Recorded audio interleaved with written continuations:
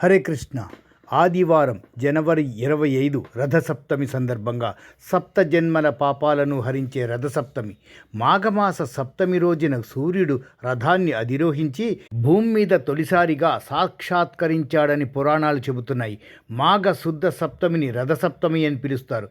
ఆ రోజే సూర్య జయంతి అని పురాణాలు పేర్కొంటున్నాయి. సూర్యుడికి 7 అంకెలతో సంబంధం ఉంది. ఆయన కాంతిలో సప్త వర్ణాలు ఉంటాయి. సప్తాశ్వ రథమారూఢం అని ఆయన ధ్యాన శ్లోకంలో ఉంది. అంటే ఆయన 7 గుర్రాలు పూంచిన రథంపై పయనిస్తాడని అర్థం. చైత్రమాసంలో ధాత అనే పేరుతోనూ, వైశాఖ మాసంలో ఆర్యముడు అనే పేరుతోనూ, జ్యేష్ఠ మాసంలో మిత్రుడు అనే పేరుతోనూ, ఆషాఢమాసంలో వరుణుడు అనే పేరుతోనూ, తిరిగే సూర్యభగవానుడు మాఘమాసంలో పూషుడు అనే పేరుతో సంచరిస్తాడు.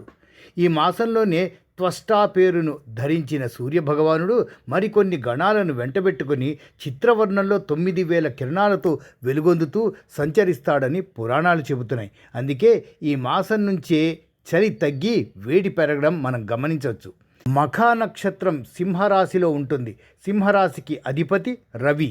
ఆరోగ్యాన్నిచ్చేవాడు భాస్కరుడు. కనుక మాఘమాసంలో సూర్యారాధన విశేష ఫలితాన్నిస్తుంది. మాఘమాసంలో ముఖ్యంగా నదీ స్నానం, దీపారాధన, సూర్యునికి అర్ఘ్య ప్రదానం, దానం చెప్పబడ్డాయి. నదీ స్నానంతో బాహ్యశుద్ధి, దానాలతో అంతఃశుద్ధి కలుగుతుంది. మాఘమాస ఆదివారాల్లో సూర్యుని పూజ ఎంతో విశిష్టమైంది.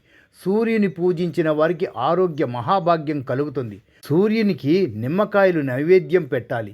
ఈ మాసంలో సూర్య భగవానుని పూజిస్తే అనారోగ్యం దరిదాపులకు కూడా రాదని శాస్త్రాలు చెప్తున్నాయండి. లోపత్వం ఉన్న వారికి అనారోగ్యం కలుగుతాయని అంటారు. కానీ సూర్యభగవాన్ని పూజించిన వారికి మాత్రం ఐశ్వర్యాలతో పాటు ఆరోగ్యం లభిస్తుందని బ్రహ్మ, మార్కండేయ, మత్స్య, బ్రహ్మాండ భవిష్యాది పురాణాలు చెప్తున్నాయి. సూర్యారాధన గురించి రామాయణ, భారత, భాగవతాలు వివరిస్తున్నాయి. అంతేకాక ఋగ్వేద, యజుర్వేదాల్లో, ఉపనిషత్తుల్లో కూడా సూర్యుని గురించి ప్రస్తావించారండి. మాఘమాసంలో మాఘ శుద్ధ సప్తమి తిథి నాడు రథసప్తమి వ్రతం చేస్తే సంపూర్ణమైన సూర్యానుగ్రహం లభిస్తుంది. ఈ రథసప్తమి నాడు నదీ స్నానం చేయాలి. జిల్లేడు ఆకులను తల మీద పెట్టుకొని దాని మీద రేగి పండును ఉంచి సప్త సప్త మహాసప్త సప్తదీపా వసుంధర సప్త జన్మ కృతం పాపం మాకరీ హంతి సప్తమి అని శ్లోకం చదివి స్నానం చేస్తారు. జిల్లేడు లేదా రేగు లేదా చిక్కుడు ఆకులను అక్షతలతో లేదా రేగుపళ్లతో తల మీద, భుజాల మీద ఉంచుకొని స్నానం చేయడం కూడా ఒక సంప్రదాయం.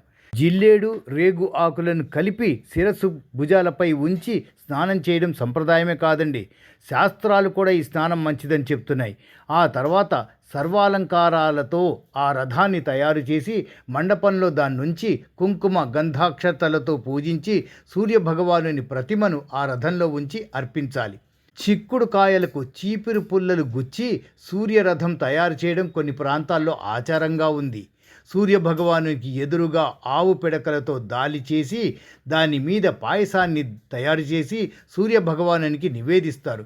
మహాభారతంలో రథసప్తమి వ్రతాన్ని గూర్చి శ్రీకృష్ణ భగవానుడే స్వయంగా ధర్మరాజుకి తెలిపాడు. మాఘమాస సప్తమి నాడు నదీ స్నానం చేసి సూర్యునికి అర్ఘ్యమిచ్చి దానములు చేస్తే ఆయురారోగ్య సంపదలు కలుగుతాయని పురాణాలు ఘోషిస్తున్నాయండి. మానవులు తమ తమ ఇష్టకార్య సిద్ధి కోసం సూర్యభగవానుని పూజిస్తే వారికి తప్పక కోరికలు నెరవేరుతాయి. సత్రాజిత్తు కూడా సూర్యభగవానుని ప్రార్థించి శమంతకమణిని పొందినట్టు పురాణాలు చెప్తున్నాయి. అలాగే వనవాస సమయంలో ధర్మరాజు సూర్యానుగ్రహంతో అక్షయ పాత్ర పొందాడు. పురాణ పురుషులెంతోమంది సూర్యారాధన చేసినట్లు చెప్తారు. రథసప్తమి వ్రతాచరణ వల్ల విజయం సిద్ధించడంతో పాటు ఆయురారోగ్యాలు వృద్ధి చెందడం తథ్యం. హరికృష్ణ.